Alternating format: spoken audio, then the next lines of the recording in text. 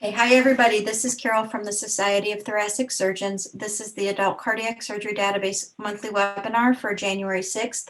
We're going to get started now. Thank you for joining. I hope everybody had a wonderful holiday season and a happy new year and was able to unplug for just a little bit and come back to work feeling refreshed. Today on the webinar call with us, we have our IQVIA team, Jean, Joe, and Melanie.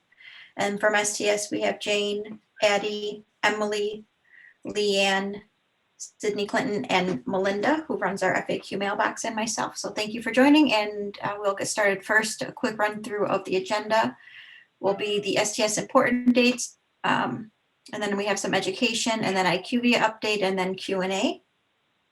And quick run through of the important dates for adult cardiac. Today is January 6th. We have our monthly webinar. The user group call is scheduled for 2 p.m. Central on the 20th of January. The next monthly webinar is February 3rd. Harvest 1 2021 closes on February 12th. The opt-out date is February 15th. That will include OR dates through December 31st, 2020. So you'll have 6 weeks to get your 30-day, well, 2 weeks to get your 30-day follow-up in for those very late December cases. And then public reporting refresh will be in the spring of 2021, and that will include data from the Harvest 1 of 2020, which was end of calendar year 2019 OR dates with December 31st, 2019. Melinda and I are going to go over some of the education for January. The training manual and the FAQs were posted. The training manual and the FAQs were posted yesterday, so you could find the updated training manual there with the FAQ sheet. And there's a couple other things I wanted to talk about as well. So I'm going to make the screen a little bit smaller in case I want to pull something over.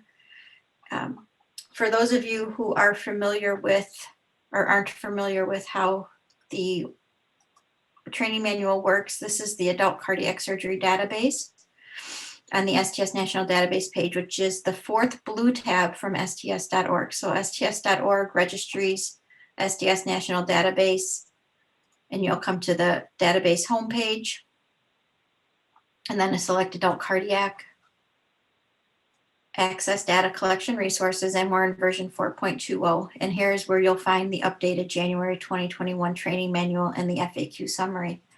The FAQ summaries we've put together, Melinda's put together this nice kind of cheat sheet for you, and it includes January's FAQs. And if you continue scrolling down, you'll see December's all the way through the beginning of version 4.2. July, it goes all the way through July. So these are also bookmarked in the training manual. So if you're to open the training manual and click on this link, you'll be directed to, hold on, sorry about that. You'll be directed to the training manual. It'll open on this page. There's a couple links here that are quick links for you. You can find public reporting, or if you need contact information to reach out to one of us, info on the monthly webinars, or data. If you need to ask Melinda an abstraction question, all quick links are here.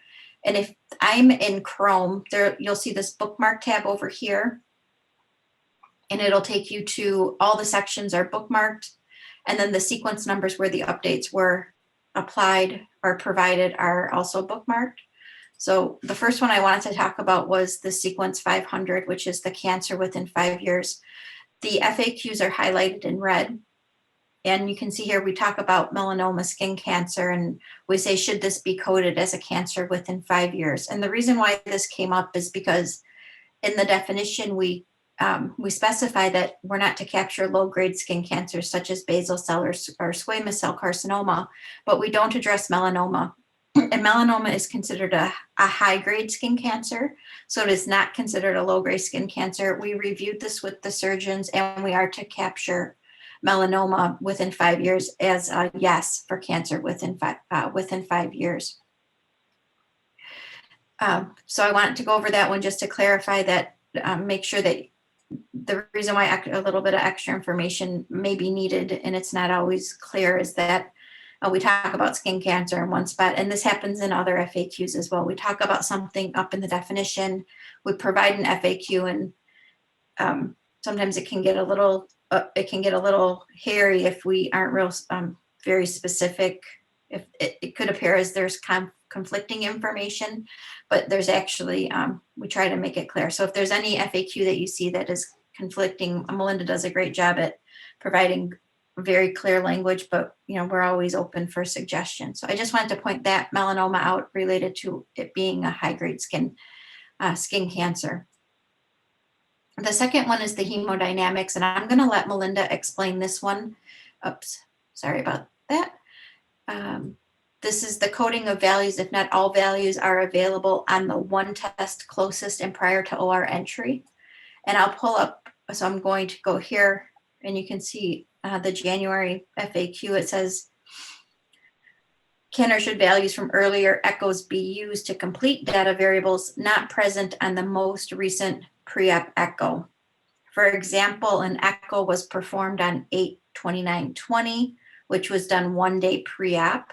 However, it doesn't mention or address the aortic insufficiency.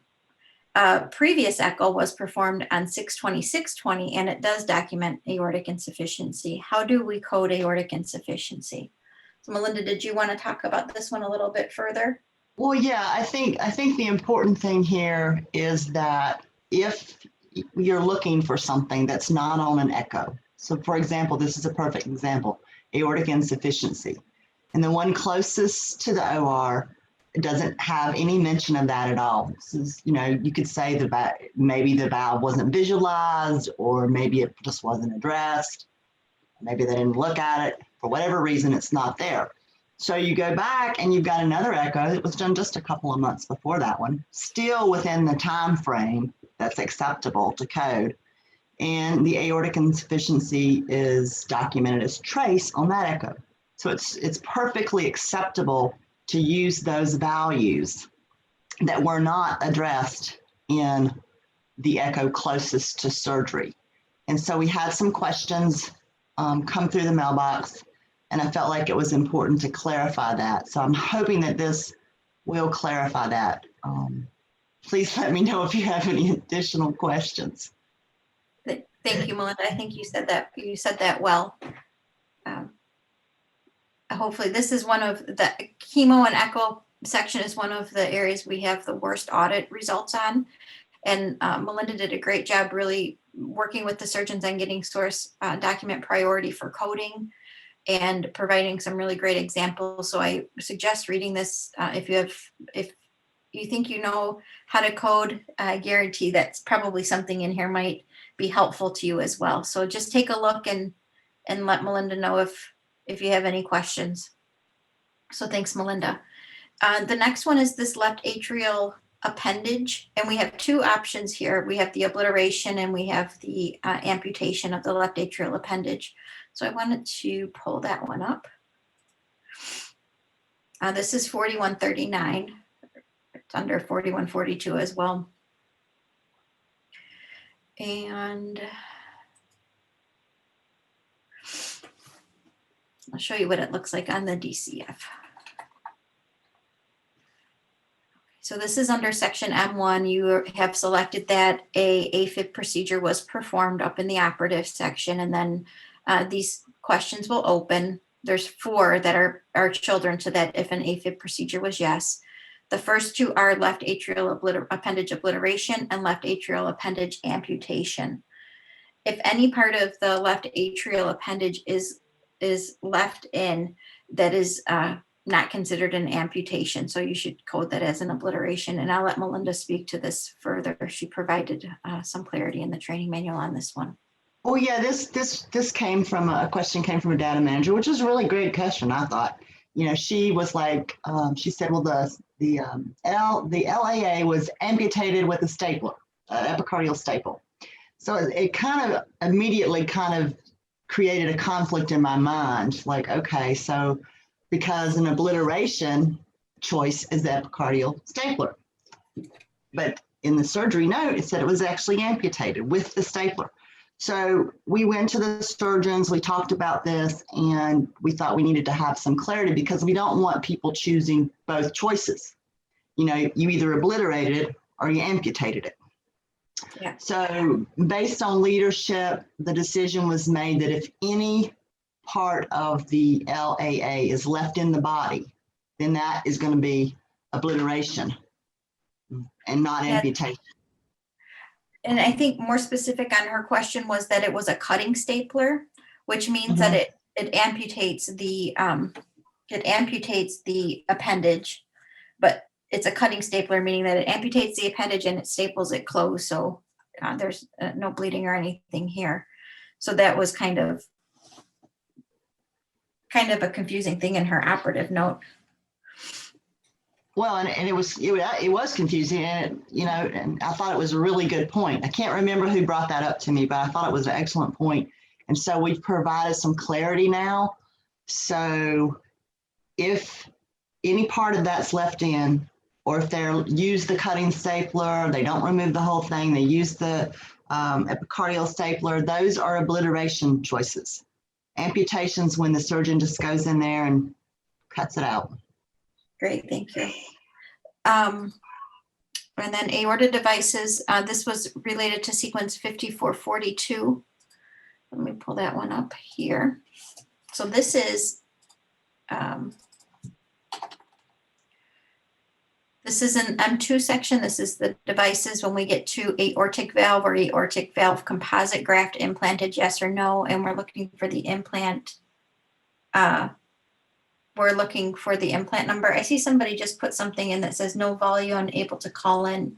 If you don't have volume, I would try to reconnect it through the computer. The call-in number, if the 800 number is not working, there should be a non-800 number. And maybe Leanne, could you check on that and put it in the chat box?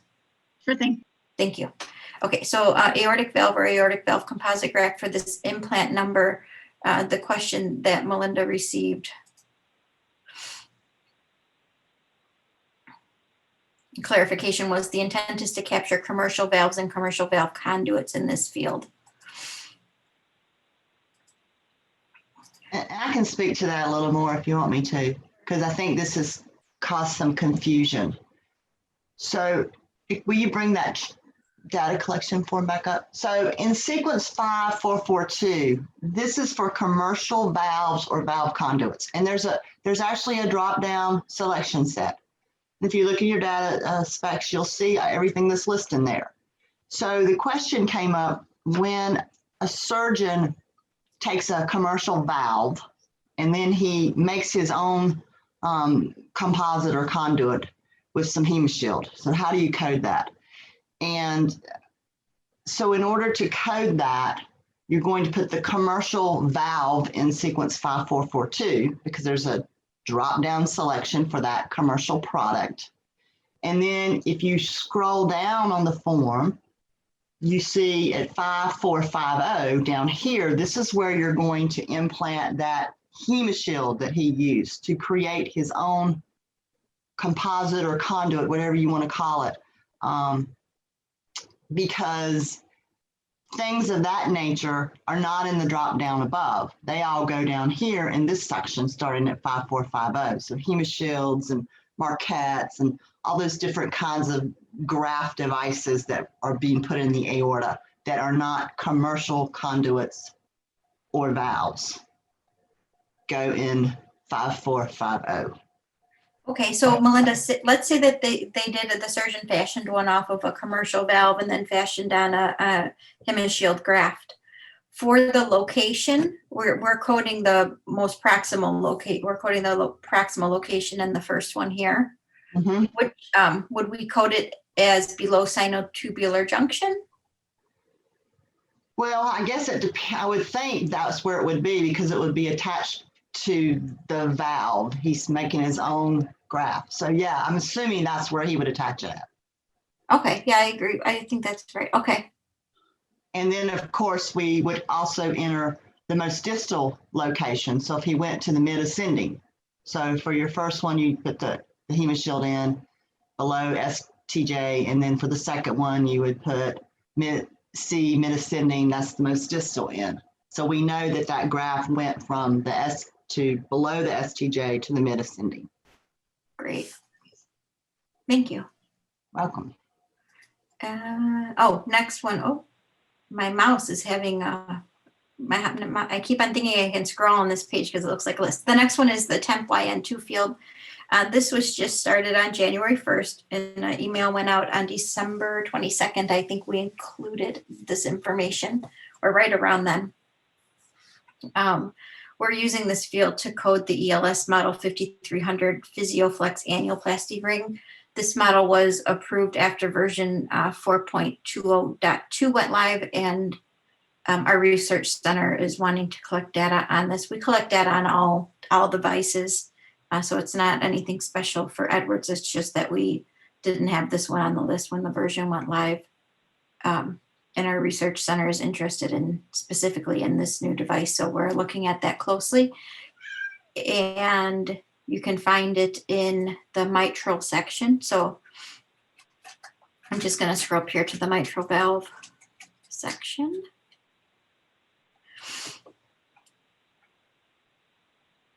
And you'll see it here.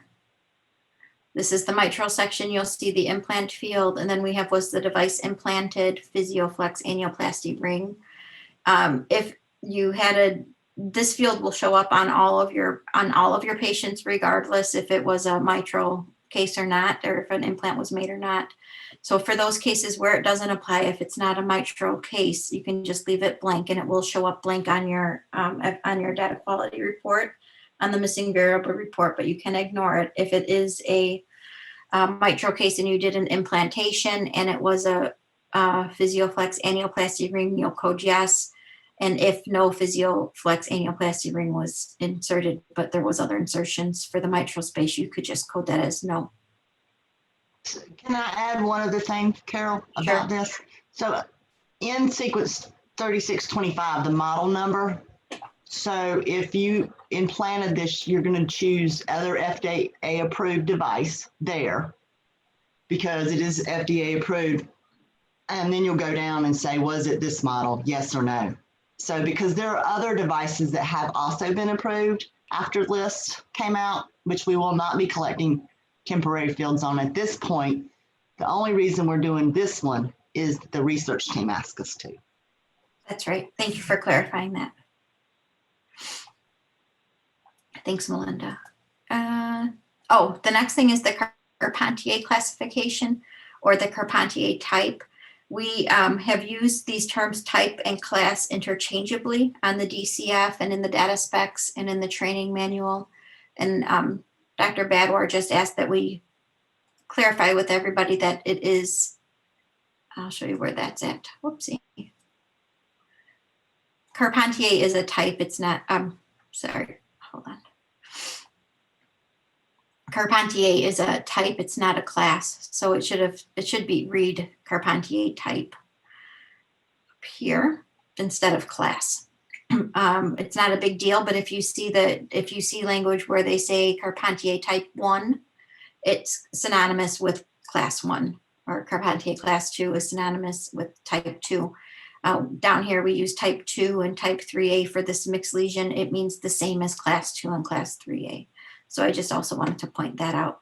No major change to the data collection form or specs or anything like that. Just a wording issue I wanted to make you all aware of. And I think that was it for us. Melinda, do you have anything else you'd like to add? I don't think so. Happy New Year, everybody. Happy New Year. Okay, and I'm going to hand it over to Joe for the IQVIA update. Awesome, thank you. All right, so Happy New Year, everyone. Glad to be here. We'll start off with some updates that were released last week, December 30th. So these updates are posted in the notifications section. So if you go there, you should be able to review these if you need to. So issues that were resolved last week, starting with the registry configuration items, STS 5057, corrected an issue of an invalid validation warning that appeared It said transcatheter replacement is marked yes, and implant type is not marked transcatheter device or mitral leaflet clip. These fields may be inconsistent. So that warning message was coming up when it should not have been, and that has been resolved for version 4.20.2. Also, STS 4731, specific to version 2.81, there was a critical error triggering incorrectly for operative mortality, which is also now resolved. Next section, STS 4068, for the risk-adjusted dashboard. There was an issue where the case list for the failed to prescribe all eligible NQF endorsed medications section was showing more cases than the number displayed in the report. So for example, the report said there was one case in that section, but when you clicked on it, the case list was showing over 20 records. And so that issue has been resolved. And then STS 4450 on the participant dashboard, the non-analyzed dashboard, that was just identifying deep sternal wound infections and surgical site infections as missing, despite them having been documented on the case form, and that has now been resolved. And then a couple updates in regard to the MIPS performance measure report. Updates were made to measures 226A and 226C, the tobacco use screen and cessation intervention, to correct an issue where it wasn't placing former smokers in the performance MET category. And so that logic has been updated, so those will be properly categorized. And then STS 4363, the MIPS report parameter page now is set to default to the 2020 reporting year to help you navigate and run that report just a little bit more quickly. All right, next slide. Some enhancements that were made in last week's update for the non-analyzed dashboard, STS 5016. We made some performance enhancements that have been applied that should help that report to generate and run a little bit more quickly for you. And then a couple new reports, the risk score match report that is now available, and it will allow you to review records included in version 2.9 and 4.20.2 data versions. That report is now posted.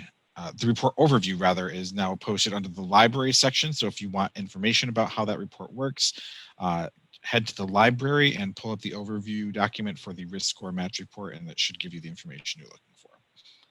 Also, the ACSD surgeon composite report is now available for surgeons who have elected to participate in receiving that report. And a report overview for that has also been posted in the library section. And I believe if you want to participate in that report and you haven't already elected to do so, you can contact by email the STS database support team at stsdb@sts.org. And they should be able to help get you set up with access to that if you need it. And then last slide, just a couple quick notes here. First, our usual reminder that if you did submit a ticket that we didn't discuss in today's overview, please understand that we are looking into it. And if you do have any questions, please follow up with on the ticket itself so that our agent can look into that and get back to you with more information. And then also, we didn't include any 20 January release notes on this. So we are currently reviewing items that are under review for updates later this month. And once we have that information ready for you, that will be posted in the notifications section for your review. Great, thank you, Joe. Thank you. And the IQVIA support plan, if you have open tickets and you have questions about those, please include your PID, which is your participant ID number, in all communications with STS and IQVIA. And if you'd like to put any questions into the Q&A regarding open tickets, please include your ticket number so IQVIA can quickly access those and gives you some feedback. There's my information, and then information regarding database operational questions. Either of these emails will work for you. And we're going to go to Q&A now. Let's see. The first question I think somebody already answered, and it was about if you have questions about direct data entry, please email stsdb@sts.org. And then the same for if you'd like to have a surgeon, Jane has put an answer in there for those questions. The next question is, do you have dates for AQO 2021 yet? And we do have dates for that. I believe it's the end of, let me pull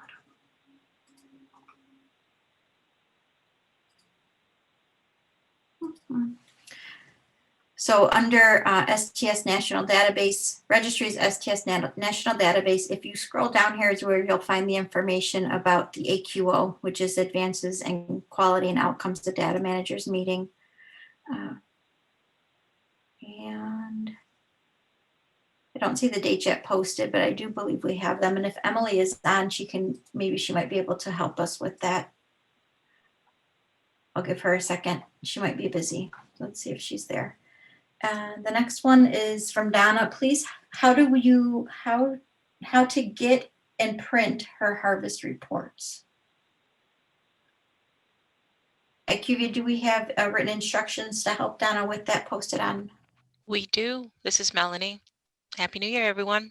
If you were to access the library, there is a resource that's available for the ACSD risk adjusted reports, and that will give you instruction on how to export and print the report. Sure. So in the IQVIA library, and then it will show you how to do that.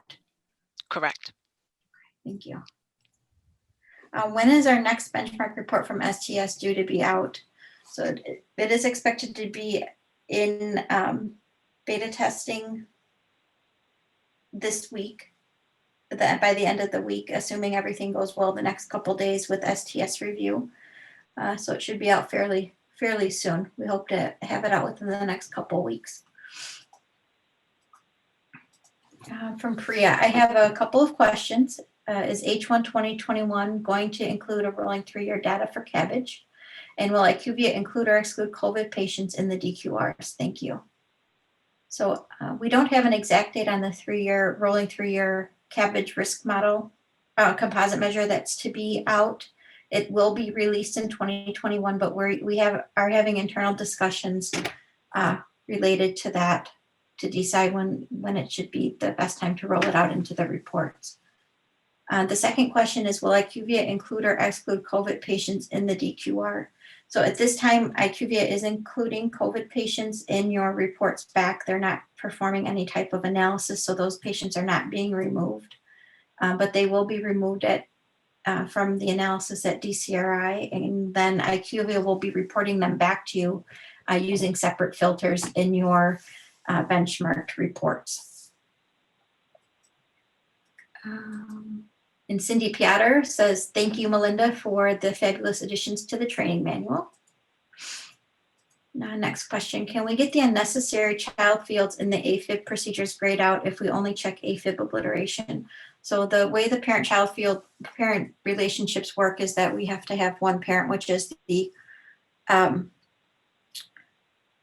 was a AFib procedure performed, and that opens up those 4 other fields. So you do have to answer those, unfortunately. I may have missed it. Was there an update on star rating release for the latest harvest? So the latest harvest, which with the star rating, was harvest 3, and that should be in, assuming that all goes well the next couple of days with the STS review of the H1 and H2 benchmarked, and the H1 and H2, H3 benchmarked, and the H3 star rating reports. Assuming all goes well with STS review, we will open it up for beta testing by the end of the week or very early next week, and should have those, we'll run it through beta testing for a couple of days and then should have those released out to sites fairly soon. How would you document left atrial appendage oversewing on section M1? My first question to Rhonda would be, is that an amputation with oversewing? And so you would need more information to help her with that. That's what I'm thinking, because generally speaking, it's always an amputation with oversewing, and that would be captured as an amputation. So if you have a specific question or a specific part of your op note that you'd like Melinda to review, you can send it in to the FAQ mailbox. I'm not sure, Kimberly, I'm not sure on your comment. It says if they are not sure, check the specimen's pathology. I'm not sure what that means, but if you'd like to clarify, please put it in the chat, or I'm sorry, in the Q&A. So for 5300, we still put 777 in the model number field, then yes to the temporary field, correct? Yes, that's right. 777 is the FDA other approved code. So let me pull that up so people can see that.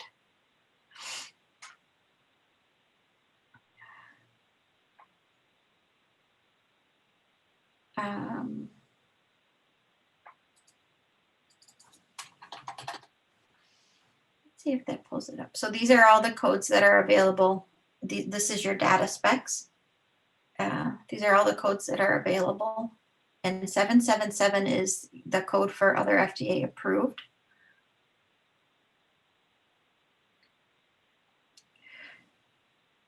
This code here, other US FDA approved. So you would code that as yes, and then you would capture yes for a temp YN2 field to identify the ELS 5300 physioannuloplasty annual ring device.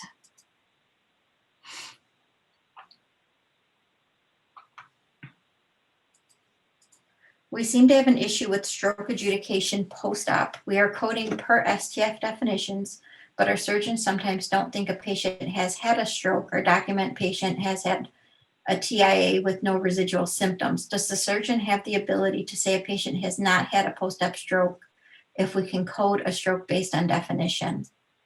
I'll let you take that one, Melinda. Thank you, Carol. You're welcome. That's kind of a loaded question. I think that first of all, you need to follow definitions.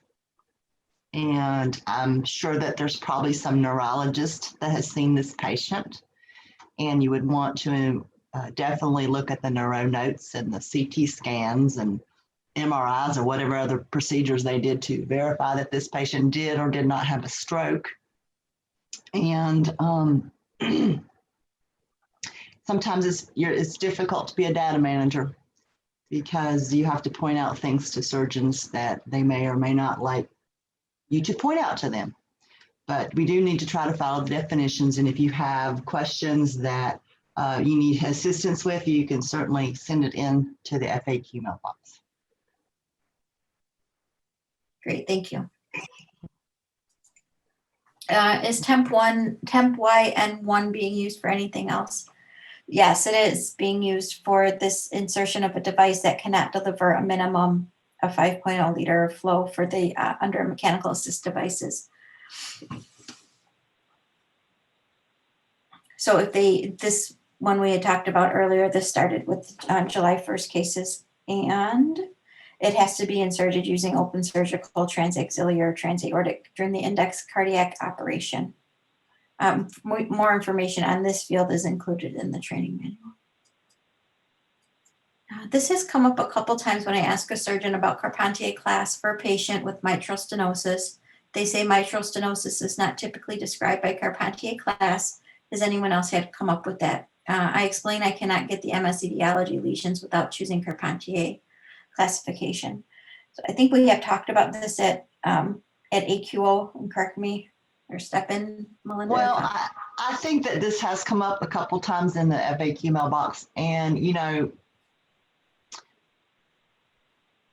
I know what your surgeon's saying. It's typically not associated with mitral stenosis. It's typically more associated with regurgitation, but restricted type or rheumatic type certainly could be stenotic type.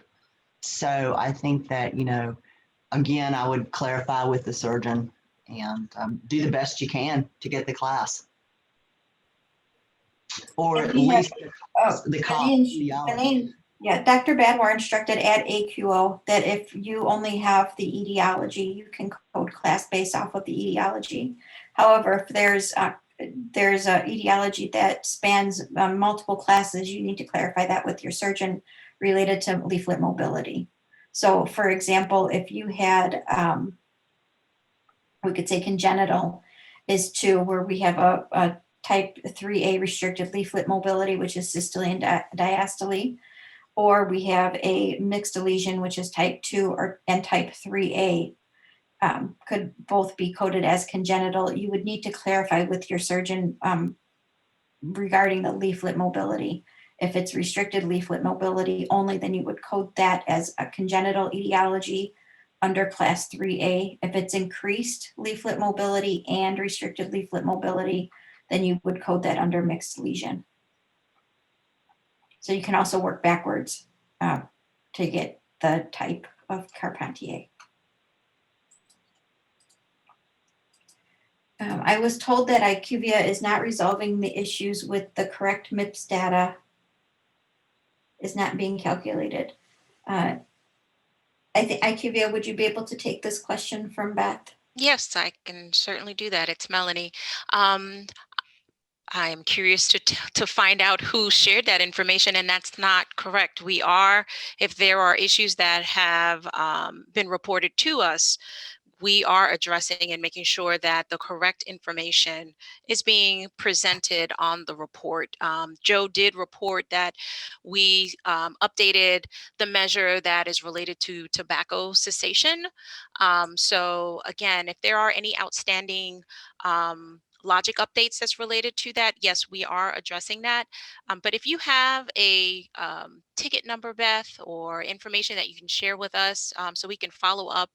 I'm not sure where the information, that information came from, but if you can let us know, and then we can follow up also to make sure that everyone is clear on making sure that, of course, we're addressing those items. Thank you, Melanie.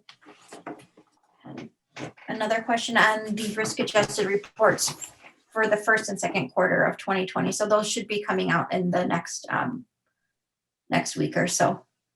We have, assuming that all goes well, the end of this week with the STS review and beta testing, the end of this week and next week, then we'll have a better idea of where we stand the end of next week with those reports. Melinda, I'll let you take this one from Jenny Anderson. She says, can you please review the left atrial appendage information again? We have surgeons that frequently use the cutting stapler, and I have been capturing left atrial appendage obliteration epicardial staple. Is that correct? Yeah, that is correct. And that's sort of the example that we talked about. So if you look at the training manual, you can pull up sequence 4139, Carol. When you look at your choices for the obliteration, go up just a little further in the training manual.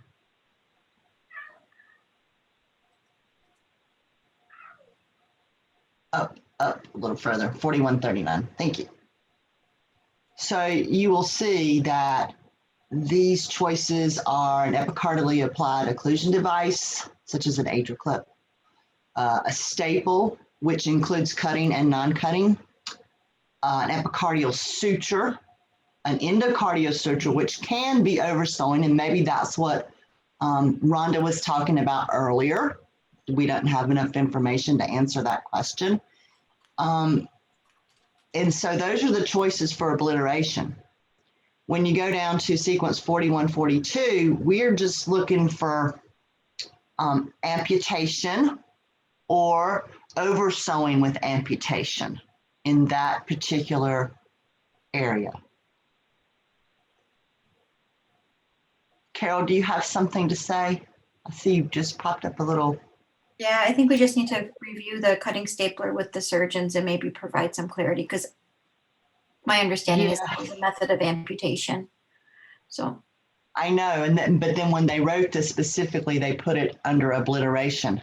yeah, and I think it depends. I think like how your FAQ said that if it is if there's any part of the left atrial appendage left, then it would be obliteration. But let's just, maybe we should just clarify that. We can ask them again to clarify that, because I understand the issue.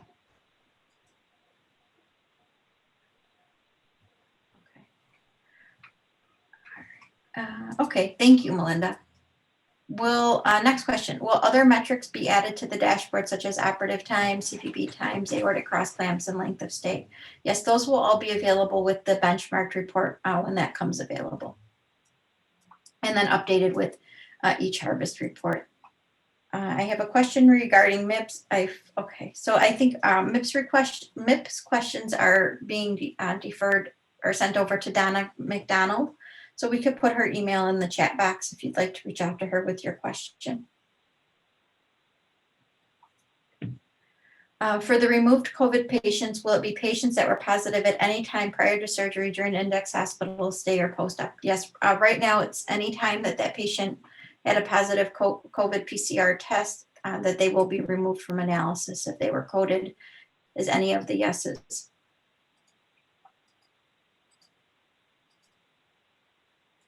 And right now we do not have a time frame that we're limited to. The surgeon leaders of the STS are reviewing the data to see if we need to add a time frame, or how we'll approach this with future harvests. But for this purposes of this harvest, there is no time frame, and for purposes of abstracting data, currently there is no time frame that's restricting us to code a yes or a no. Will IQVIA be developing time parameter presets by quarters and calendar years rather than only the 18 to 24 month intervals currently available? And I think we actually had long discussions about this with many people, but I'll let IQVIA take this. We would just need to follow up in regards to those specific requirements. I think we initially just started out with those identified timeframes. So it's just between STS and IQVIA to just review the breakout of how we would like to have that information displayed, so we can add it to our discussions to make sure that we cover that. Thank you. Another one for IQVIA. Is IQVIA still considering a change to the operative mortality on the non-risk adjusted dashboard? Yes, we currently are looking at making updates to that, and that's on, of course, the non-risk adjusted and non-analyzed dashboard. We'll have another update regarding that, I believe in our next webinar session or user group session. We'll have information regarding that. Great, thank you. Are transcutaneous mitral valve procedures to be included in the database? They are not required to be included in the database. They should be entered into the TVT database. However, if you'd like to double capture them, you can still enter them into the STS database. We never received our invoice. I sent a request of copies for database invoice on Monday, but still haven't received them. So Deb, if you want to email me, I'll pass your email over to our finance team and ask for Sean to send you the invoice. And my email is on. Go ahead, Jane. Could I jump in really quick regarding the invoices? Yes, thank you. We've received, the volume of requests that we've received has been pretty high. And so if you haven't heard from us in a day or two, please give us some time to work through our emails. We're working on them as in the order in which they've been received. So be assured that we have your emails and we're working through them as quickly as we can. Great, thank you. Can the data specs be reviewed for operative mortality? Our vendor software is only allowing us to answer operative mortality if the patient was discharged to hospice or discharged alive after discharged. So when choosing died in hospital, the child question of operative mortality does not open. So that the data specs are working correctly for that field. And the reason we made that change in version 2.9, and the reason we did that is because folks were coding operative mortality incorrectly. So we had to use the data specs to kind of ensure that our data was getting in correctly. It is correct. The way to calculate total operative mortality, which is defined as a patient who dies within 30 days of surgery if discharged alive, or who dies in hospital if not discharged at any time, it could be greater than 30 days, is to look at your, hold on, I'll pull this up here, is to look at your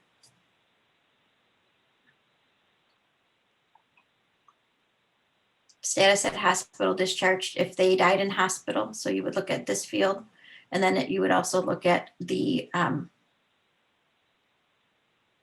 status. Where did it go? Oh, same field, discharged alive, died after discharge, or died in hospital, discharged alive, died after discharge, and then the mortality date has to be within 30 days of the surgery. Operative mortality was being coded incorrectly, so we had to make a change in how we were collecting that from 2.81 to 2.9. So it's been this way for a couple versions, for at least a version, and the start of version 4.20. Jane, can there be an option for surgeons to share the report with data manager in the future consents? Not at this time, no. Thank you. Can I hear what you had to say about the stroke question above again?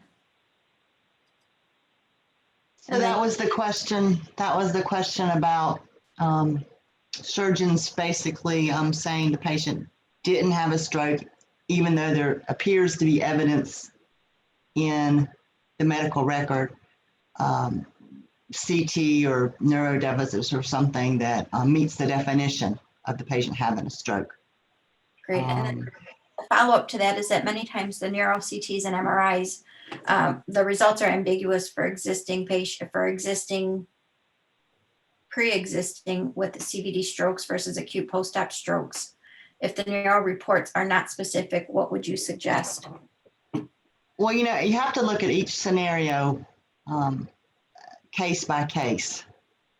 And at times I've taken this to surgeon leadership if there's been a great need for it, and had the surgeons tell the site whether this is a stroke or not.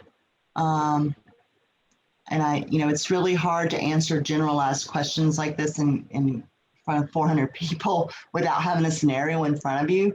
But the important thing is if you have imaging results that approve a stroke post-op, or you have deficits that last longer than 24 hours, then both of those things meet the data definition for stroke, for our definition of stroke, for the STS registry definition. So Thank you, Melanie. yes. I think it's really important to work with your surgeons and urologists and to have that communication open with them. The next question is from Beth, and she says, the echo absolutely never reports as leaflet mobility increased restricted. So do we never classify, therefore always listed as unknown? Well, actually, Beth, we have these really nice surgeon worksheets that you could have your surgeon fill out, and you need to work with your surgeon to get them to dictate that information for you. Next question, if the surgeon consented to the composite report, will they be notified that it is now available? Jane Hahn, do you know how that's working? I'm sorry, I was on mute. I don't believe that they receive a notification. I think it just appears in the platform under the operational report section when it was made active. But if any of your surgeons have questions regarding, you know, their password resets, user credentials, or anything related to the IQVIA platform, they can email stsdb@sts.org, and we'll be sure to help them. And we can also check to see if they've actually submitted consents, because many feel that they have, but we haven't received them. So we're happy to work through those issues with them. If you'd like to have them email us, or you can email us on their behalf, and we'd be happy to follow up with them, whichever works best for you. But we're here to help. Thank you, Jane. Sure. And Melanie, this is from Beth regarding the MIPS. She said that JJ just sent an email saying that MIPS data errors may be looked at in a future enhancement. He sent, okay, all right, thank you, Beth. And I did also receive her email too, Carol. So you also great. have that. Okay, thank you.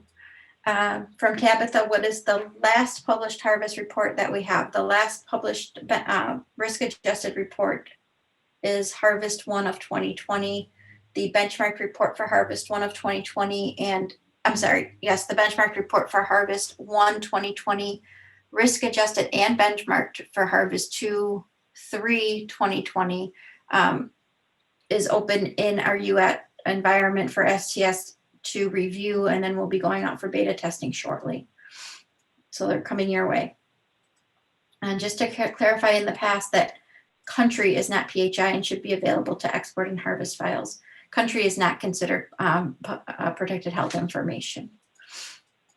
Correct. I used the STS, Michelle, I apologize. I don't understand your question. I see that there's two parts here. It says I use the STS risk match in a CAD for a CAD PVI, left atrial appendage, and ASD. I keep hitting enter, but the patient did not match. I'm not sure, you may, if you're referring to the IQVIA platform, I would suggest submitting that as a question to IQVIA for them to check into. And if she can confirm, because I'm interpreting that she's using, there's a tool on the website, correct? The STS risk calculator. Mhm. I'm not sure if that's what, so Michelle, if you can just clarify it, because there's nothing, it's for the report, it's informational only. There's nothing that they could interact with, right? Like there's nothing to click. It's Mhm. only viewing the score matches. Right.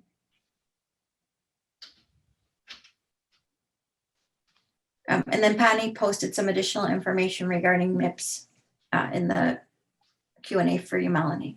Okay, it's just clarifying what was being said in Okay, regards to thank you. Miss. Yeah. From Anne, could you review how we answer NYH if the patient does not have CHF?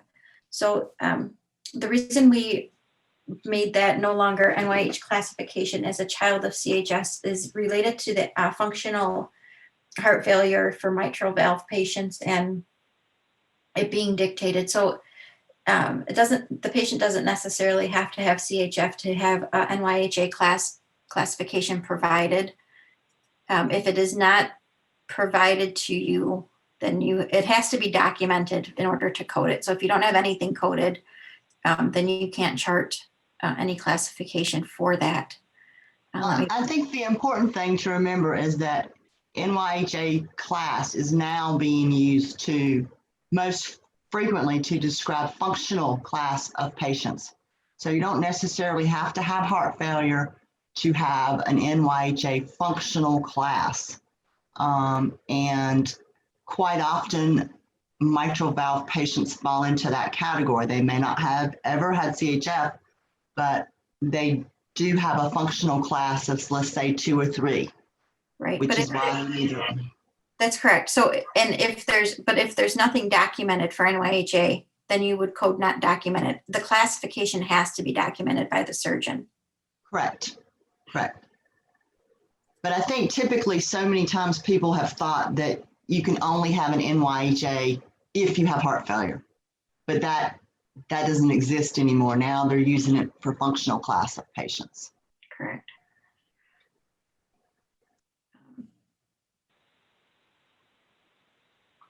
So Melinda did a great job providing some information here in the training manual on that for you, Anne. What's the difference between non-analyzed and analyzed benchmark report? So non-analyzed is just your raw data. There's no statistics added to it. There's nothing done to it. It's just raw data. There's nothing applied to it. The benchmark report, analyzed benchmark report, the data has been cleaned up when it goes into DCRI for analysis. And these analyzed benchmark reports, they're looking at your data compared to the STS National and your like group outcomes.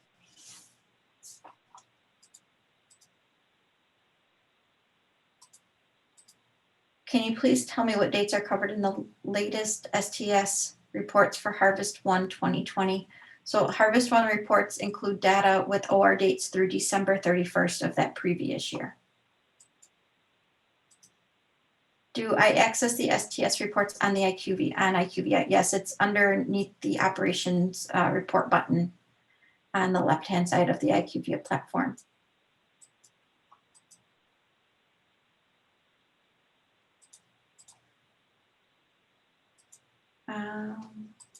Will the H1 2021 include the 3-year data? If we haven't made a final decision on that, and we're in internal discussions about the 3-year data for the cabbage report. I received an unmatched risk in IQVIA for a patient that I am calling a cabbage. So I have a risk in my database, but IQVIA shows no risk. So I think Michelle should probably submit that Yeah. to you, Yes. you all for a ticket. Yes, definitely. So we can review that further. Thank you. Can you repeat the information you shared about the upcoming STAR benchmarked reports? Did you say 2020 Harvest 1 STAR and benchmarked and 2020 Harvest 2, 3 STAR and benchmarked report may be available soon? So Harvest 1 STAR report is available. That's your risk adjusted. So by STAR and risk adjusted, we'll use the same terminology. So Harvest 1 risk adjusted report is available already in your IQVIA platform. Harvest 1 benchmarked report, Harvest 2 and 3 risk adjusted and benchmarked report will be available soon. Even if it's a replacement and not a repair, we code no. That's referring to the mitral valve insertion of ELS 5300. And yes, still code no, even if it's not a repair.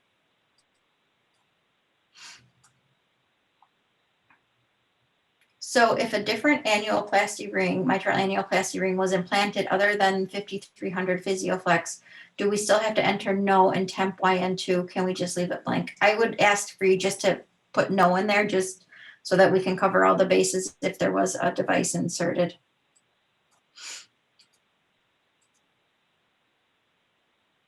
When was the risk report made available in IQVIA? So the Harvest 1 risk report, Harvest 1 2020 risk report was made available in IQVIA prior to AQO. I'm not sure of the exact date. Wait, I thought we were no longer using the aorta codes.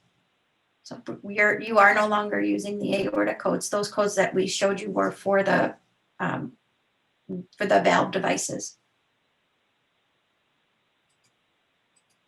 The detailed level review does not make sense to me where the endpoint is blank, proc ID is blank, and the participant value is blank, but it's a match. What does that mean? Hi, this is Melanie again. So when you end up with a blank entry in which the proc ID is not assigned, that means that the case does not have enough information to generate a proc ID. And that is also what your vendor is returning, and we are returning the same. So in that instance, it's a match. If it was identified that the IQVIA platform was able to determine a proc ID based on all of the different calculations, it would return a proc ID and it would return an IQVIA value. The participant value would be empty. And this information is also covered in that report overview for the risk score match, and that's available in the library. It does give you the context of why you would see blank entries on that report. Thank you, Melanie. That's helpful. Who do I contact for a specific report from the STS on STAR rating comparison? So Pat, if you could reach out to me, I'm not quite sure I understand what you're looking for. We don't do comparison. We have your ratings, your STAR ratings. And if you're looking, I'm not sure which specific report, but please reach out to me and I'll try to help you and get you into contact with the correct person. And then will the benchmark report be a full printable report similar to the old reports? And yes, you'll be able to PDF those reports and print them out. You'll also be able to download them into PowerPoint presentations. And we went over that. I can't remember exactly which one, but we have gone over that in a recent webinar where Melanie walked through all of those features. And maybe we can do that again for the next one, Melanie, as well as a refresher. Yeah, sounds good. Okay, thank you. Will we receive an email when the reports are available? You'll receive a party invitation from the STS that the reports are available. Just kidding. Yes, you'll receive an email. We'll let you know when those reports are available. And it looks like that's it. Are there any other questions that we can answer for you? We did pretty good. Melinda, do you have anything? Melanie, my- team? Nothing here. Go ahead, Melinda. I said, no, ma'am, I'm good. Okay, awesome. All right. Oh, hold on. Can you post information regarding COVID patients being removed from analysis so we can have it for review, please? So this was in the information that was sent out in April, on April 1st or March 31st, and it was also posted in the presidential address from Dr. Durrani, the STS president, regarding the removal of these patients from analysis. And it's also in the training manual too. Thank you. All right, thanks everybody. I hope everyone has a happy new year, and we'll talk soon. Our next webinar is on the January 20th at 2 p.m. So we'll talk to you then. Oh, I know, one other thing before you go. We are starting the upgrade process, believe it or not, for version 4.23, which will go live hopefully January 1st, 2023. And we'll be looking at the frequencies from version 4.20, what we have, probably a year's worth of data. We'll pull at the end of June. So we're going to start the upgrade process in mid to late spring of this year for 2023. So if you have any suggestions or questions or anything you think would be helpful related to the current version that we need to update in the next version, please email me and or Melinda and let us know so we can start putting some lists together. We did quite a big revision on 4.20, but I know that it's not perfect. So if you have anything you can share with us that you'd like us to even think about, or any new procedures your surgeons are doing, or techniques, or things that maybe aren't you're not able to capture correctly, or you're having a difficult time that we can make better, please email me and let me know so we can put that all together. Other than that, thanks everybody, and I hope you have a great day and happy new year, and stay safe and healthy and take care. Thank you. Thanks everybody.